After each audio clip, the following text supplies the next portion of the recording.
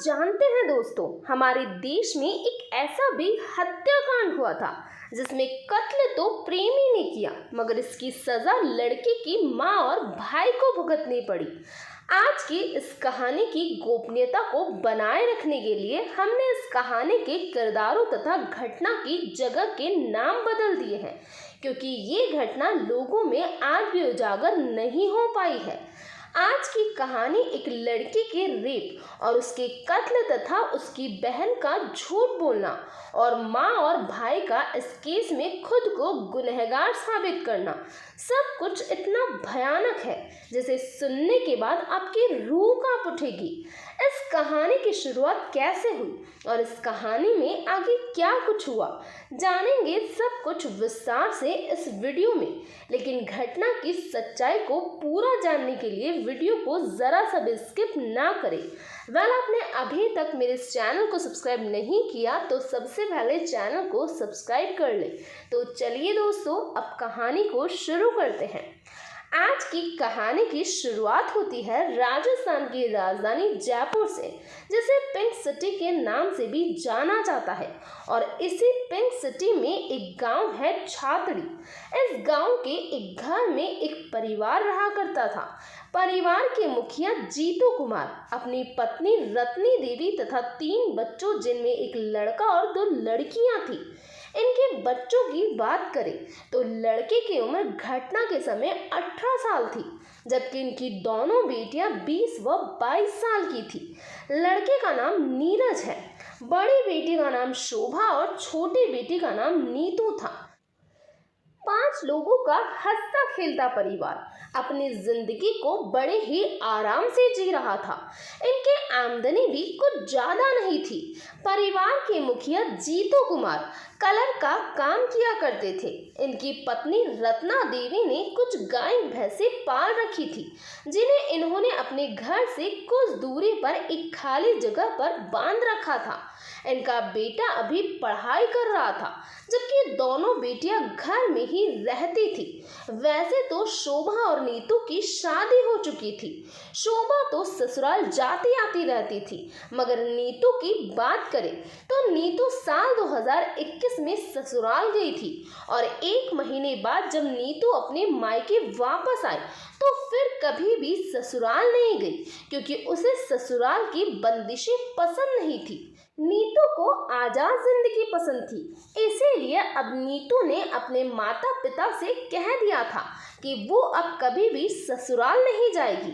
परिवार को लगा कि कुछ दिनों बाद नीतू अपने आप ही समझ जाएगी और एक दिन ससुराल वापस चली जाएगी, लेकिन परिवार का ये सोचना बिल्कुल गलत था।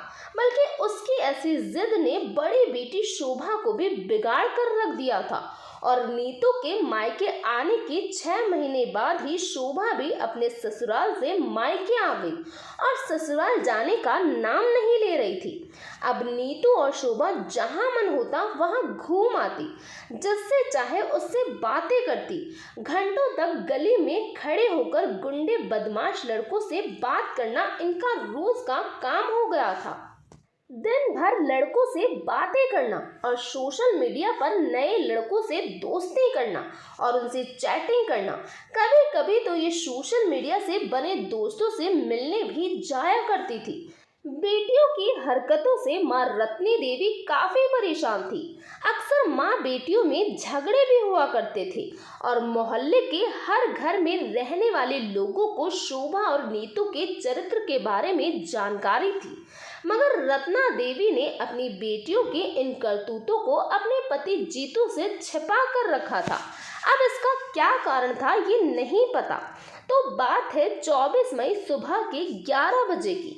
वैसे तो हमेशा रत्ना देवी ही अपने पालतू जानवरों को सुबह 11 बजे पानी पिलाने जाया करती थी, मगर 24 जून को रत्ना देवी के पेट में दर्द हो रहा था।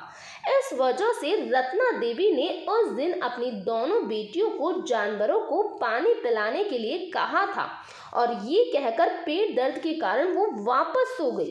इसके बाद शोभा और नीतू गाय भैंसों को पानी पिलाने के लिए घर से निकलती है।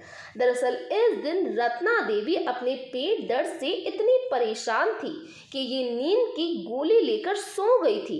ये बात नीतू को अच्छे से मालूम थी कि उसकी माँ 2 से 3 घंटे पहले नहीं उठने वाली है।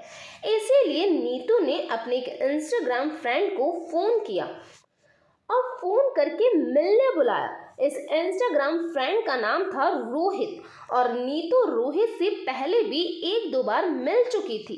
नीतू ने शोभा को गाय भैंसों को पानी पिलाने को कहा और खुद रोहित से मिलने के लिए निकल गई। शोभा ने नीतू का साथ इसीलिए दिया क्योंकि नीतू भी इस तरह के कामों में शोभा का साथ दिया करती थी। ये बात सुबह के 11 बजे की थी और नीतू ने शोभा को 2 घंटे में लौटने को कहा।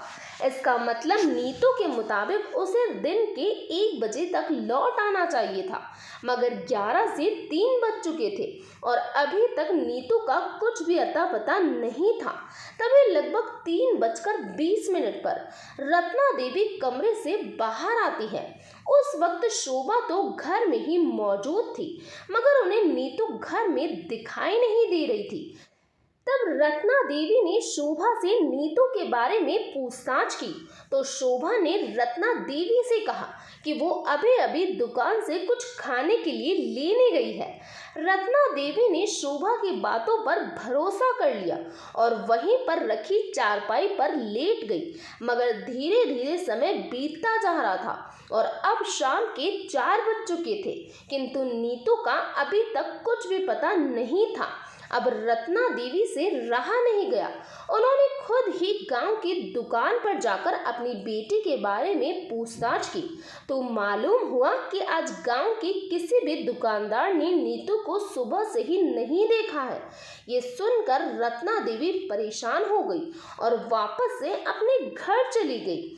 घर जाकर नीतू के घर आने का इंतजार करने लगी, मगर अब 4 से 5 और 5 से 6 बज चुके थे, पर नीतू घर पर नहीं लौटी। नीतू घर नहीं आई, लेकिन 6 बजे रत्ना देवी के पति जीतू घर आ चुके थे।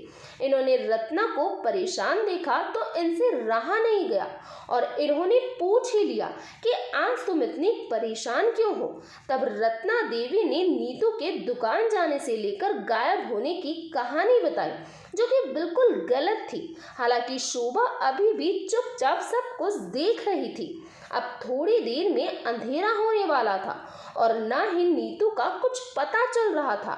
घर वालों ने गांव में किसी को बिना बताए गुपचुप तरीके से रात भर नीतू का पता लगाने की कोशिश की, क्योंकि अगर गांव में किसी को पता चलता कि नीतू घर से गायब है तो उनकी बदनामी होती। इसीलिए परिवार के लोग नीतू को अपने स्तर पर ही ढूंढ रहे थे, मगर इसका भी कोई फायदा नहीं हुआ।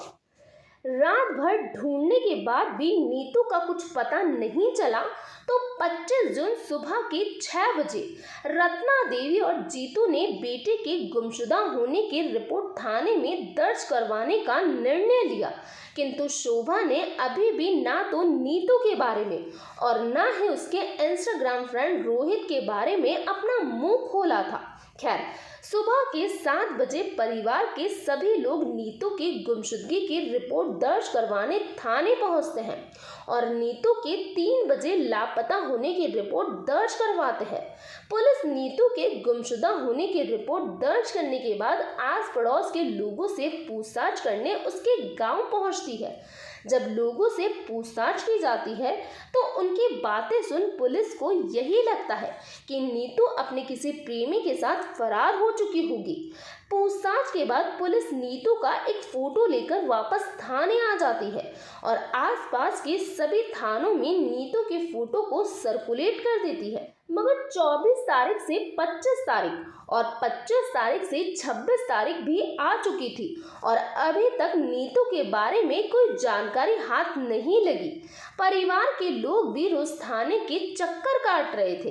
तभी 27 मई सुबह के लगभग 8 बजे पुलिस को उसी गांव से एक फोन आता है और फोन किसी अज्ञात व्यक्ति का था, जो कि ये कहता है कि छातड़ी गांव के जंगलों में एक कुएं में किसी लड़की की लाश पड़ी है। ये सुनते ही पुलिस तुरंत ही जीतू कुमार को फोन कर उसे जंगल में आने को कहती है और खुद भी अपनी टीम के साथ घटना स्थल के लिए रवाना हो जाती है। घटना स्थल पर गांव के लोगों का जमघट लग चुका था।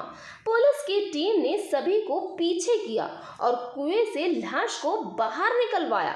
लाश के बाहर आने पर गांव तथा परिवार के लोगों ने पहचान लिया कि वो लाश नीतू की है। नीतू की लाश देखकर परिवार के लोग दहाड़े मारकर रोने लगे। पुलिस अधिकारी ने अपनी जरूरी कार्रवाई पूरी करने के बाद लाश को पोस्टमार्टम के लिए भिजवा दिया। पुलिस अब तक जिसे गुमशुदगी का केस मानकर जांच कर रही थी, अब वो मर्डर केस बन चुका था और अब पुलिस भी इस केस को लेकर गंभीर हो गई थी।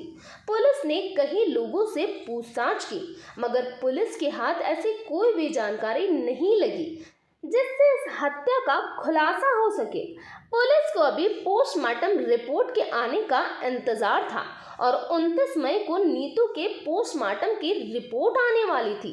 नीतू के पोस्टमार्टम की रिपोर्ट 29 को आनी थी, मगर इससे एक दिन पहले यानी कि 28 मई की रात के करीब 1 बजे नीतू का इंस्टाग्राम फ्रेंड रोहित अपने 2 साथियों के साथ नीतू के घर पहुंच गया, क्योंकि केवल शोभा को पता था कि नीतू उस दिन रोहित के साथ थी और उसी ने उसकी हत्या की है।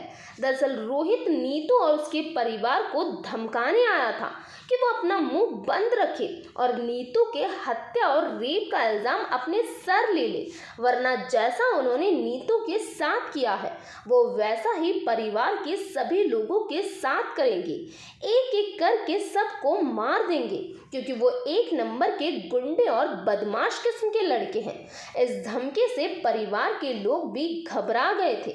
इधर 29 मई की सुबह नीतू के पोस्टमार्टम की रिपोर्ट भी आ चुकी थी और इस रिपोर्ट से कई सारे चौंकाने वाले खुलासे हुए, जिसमें पहला ये था कि नीतू की हत्या से पहले रेप किया गया था और पोस्टमार्टम रिपोर्ट के मुताबिक नीतू की मौत तथा रेप 12 से 2 बजे के बीच हुआ था, जबकि परिवार के लोगों के मुताबिक नीतू घर से 3 बजे गायब हुई थी।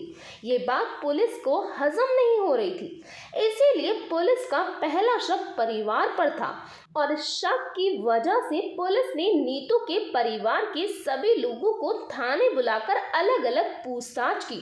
जब रोहित के डर के मारे सभी की कहानी अलग अलग थी, तो पुलिस ने इस बात पर यकीन कर लिया कि नीतू का कत्ल नीतू के परिवार ने ही किया है और पुलिस ने नीतू के परिवार पर सख्ती करना शुरू कर दी, जिसके बाद नीतू की मां और नीतू के भाई नीरज ने इस हत्या और रेप का इल्जाम अपने सर ले लिया। नीतू की मां ने अपने बयान में बताया कि उसकी बेटी की वजह से उनके गांव में काफ़ी बदनामी हो रही थी, इसीलिए पहले उसने अपने बेटे से नीतू का रेप करवाया, फिर गला दबाकर उसकी हत्या कर दी और बाद में कुएं में ले जाकर धक्का दे दिया। नीतू के भाई और मां के रेप और हत्या को स्वीकारने के बाद पुलिस ने शोभा और जीतू को छोड़ दिया था, जबकि मां बेटा को गिरफ्तार करके जेल में डाल दिया है। अब रत्ना देवी अपने बेटे नीरज के साथ जेल में अपनी सजा का इंतजार कर रही है, जबकि आरोपी मजे से अपनी जिंदगी बिता रहे हैं। तो ये था पूरा मामला। इस घटना के बारे में आपका क्या कहना है, प्लीज़ कमेंट बॉक्स में बताइए। तो आज के लिए इतना ही, थैंक यू।